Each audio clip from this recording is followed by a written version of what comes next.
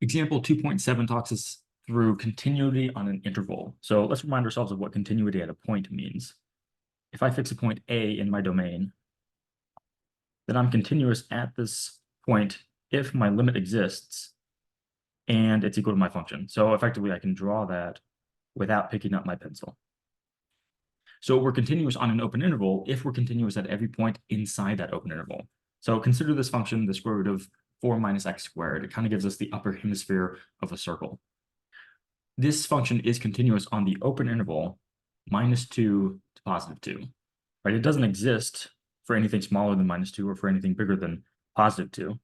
And for all values inside this interval, right, if x is a number that's in between -2 and +2 inclusive, then that means it's somewhere in here, right? And I can get infinitely close to that 2 if I want to, or infinitely close to this -2 if I want to, and my function is still going to be continuous.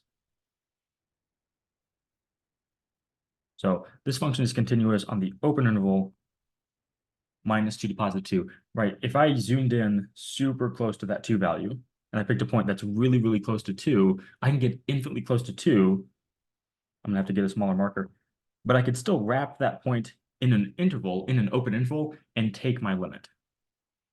So this function is continuous for all points in the open interval -2 to +2, so it's continuous on that interval.